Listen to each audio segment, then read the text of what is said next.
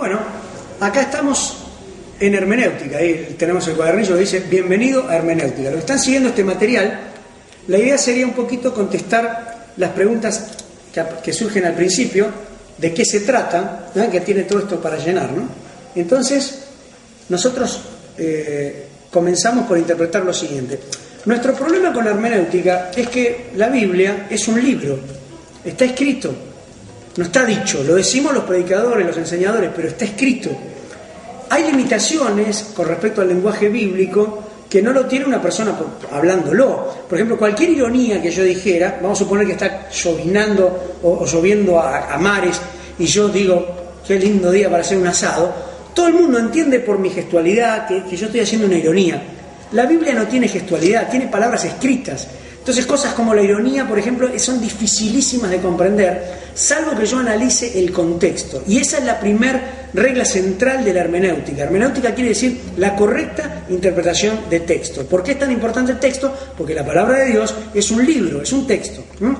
Entonces, la primera cosa que creemos es que al leer una frase, todos entendemos lo mismo y se da por sobreentendido que lo que la gente entiende es lo mismo que entendí yo.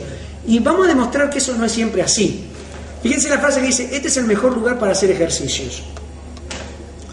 La primera, vamos a pasar a la tercera pregunta, que dice, ¿importará la profesión del que lo dijo? Vamos a hacer 4 o 5 cambios de escenarios muy importantes. En el primer caso, supongamos que lo dice un profesor de gimnasia. ¿De qué está hablando cuando dice hacer ejercicios? De ejercicios de matemáticas, de gimnasia, o sea, ejercicios físicos. Bien, perfecto. Ahora hacemos un cambio de roles. Nos imaginamos todos sentados en un colegio, con pupitres, todo. Entra el profesor de matemática con calculadora, con computadora y qué sé yo. Dice, bueno, este es el mejor lugar para hacer ejercicios. ¿De qué ejercicios está hablando? De ejercicios matemáticos. Un profesor de matemática hablará de ejercicios matemáticos. Cambiamos y hacemos de cuenta que todos tuvimos un accidente y estamos en la guardia del hospital y todos nos quebramos algo, uno una muñeca, el otro una rodilla, lo que sea. Viene el kinesiólogo y dice, bueno, acomódense por acá en estos paneles porque este es el mejor lugar para hacer ejercicios.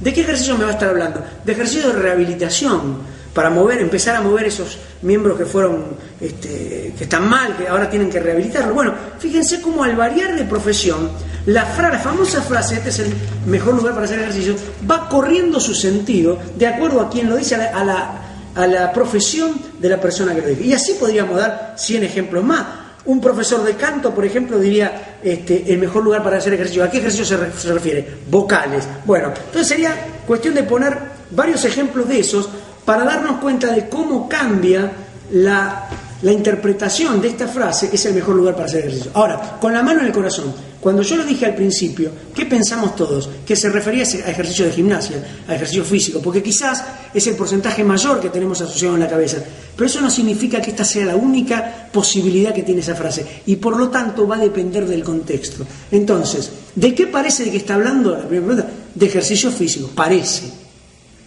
¿Será importante saber quién lo dijo? Bueno, muy importante. En la Biblia tenemos 3 panoramas, 3 planos absolutamente dispares que funcionan en la Escritura. Si lo dijo Dios, a veces en la Biblia habla Dios, a veces habla un hombre o un comentario de un hombre humano, y a veces habla enemigos de Dios como Satanás, como Nabucodonosor, como Faraón, como los amigos de Job, que después Dios los reprende en el último capítulo de Job y dice, no habéis hablado lo recto como mi siervo Job. Así que todas esas cosas, no podemos agarrar frases sueltas de la Biblia y no dar a la persona la ubicuidad, dónde está puesta, quién lo dice, quién dice eso, lo dice Satanás, lo dice Jesús, lo dice un enemigo de Dios, lo dice un hombre. Pablo en un momento de 1 Corintios llega a decir, y esto digo yo, no el Señor, como tomándose un permiso de hablar por su cuenta. Entonces ahí es un consejo de él, pero no es directamente palabra imperativa de Dios. Entonces tenemos que tener muy en cuenta por lo menos esos 3 planos en la Biblia. Saber cuándo habla Dios, saber cuándo habla un hombre, saber cuándo habla un enemigo de Dios, por ejemplo, ¿no? Después, ¿importará la profesión de quien lo dice? Bueno, por supuesto, recién vimos cómo en esta frase la profesión hace al 100% del asunto, casi. Después, ¿es un dato menor saber a quién se lo dice? No. No es lo mismo que se lo diga a uno, que se lo diga a un grupo, que se lo diga a todos o a miles. La Biblia en ese sentido es muy correcta y registra bien el castellano. Cuando la Biblia habla particularmente, usa, como cualquier libro bien expuesto y sin errores, el yo, el tú y el él, que son pronombres personales, singulares. Los que se refieren a grupos va a ser nosotros, vosotros, ellos. La conjugación os. Os hablé es a todos, es a un grupo. En cambio, tú, él, es a uno. Por eso sabemos, como ejemplo, cómo se malinterpreta. Bueno, la última palabra es, importará en qué contexto lo dice. Justamente, es esencial en qué contexto lo dice. Y el estudio de ese contexto es lo que me va a dar la verdadera profundidad de la frase y el verdadero objetivo y sentido de la frase. Tomemos el ejemplo anterior. Es un dato menor saber a quién se lo dijo. Voy a hacer dos ejemplos. En primer lugar, el versículo más conocido de toda la Escritura, no solamente para los que la leen y la estudian, sino para casi todos, es Juan 3:16. De tal manera amó Dios al mundo que ha dado a su Hijo unigénito para que todo aquel que en él cree no se pierda, mas tenga vida eterna. Muy bien, casi todos podemos recitar ese versículo de memoria. Ahora fíjense qué poca importancia le damos a esta tarea hermenéutica de saber quién lo dijo, cómo lo dijo, en qué circunstancia, a quién se lo dijo. Yo preguntaría, ¿quién lo dijo? Lo tenemos que pensar un montón.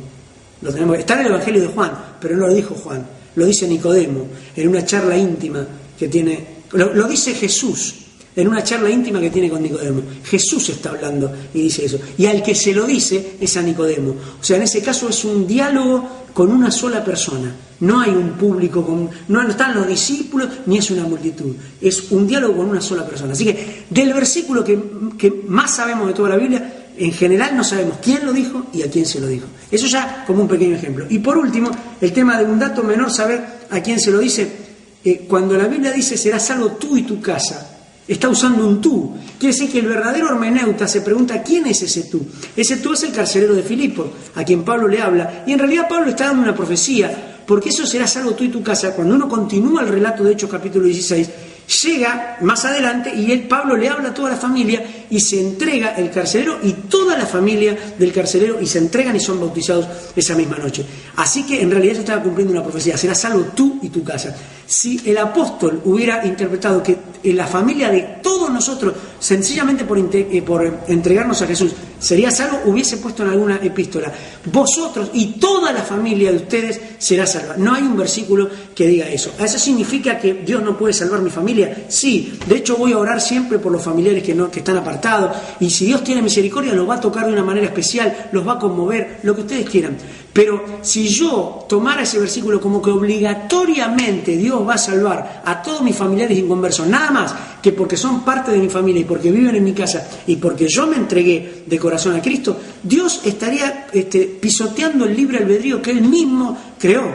Habría otra forma de salvación. O sea, mucha gente se salvaría si se entrega, si se arrepiente y da su corazón a Cristo. Y otros se salvarían por estar viviendo en la casa de un tipo que se entregó de corazón a Dios, y entonces por obligación Dios tendría que salvarlo. Y viene la parte más trágica. ¿Qué pasa cuando una persona cree mal este versículo porque se lo han enseñado mal y se le muere un familiar inconverso? Se la va a agarrar con Dios, porque va a creer que Dios le prometió una cosa y no la cumplió. No prometamos lo que Dios no prometió. Estudiemos la Biblia responsablemente. No podemos vender cosas por oferta como si fuera que nosotros no podemos salir de garantía de nada, porque la garantía de la palabra de Dios es Dios mismo. Interpretemos la Biblia correctamente y serán muchas menos personas lastimadas en este proceso.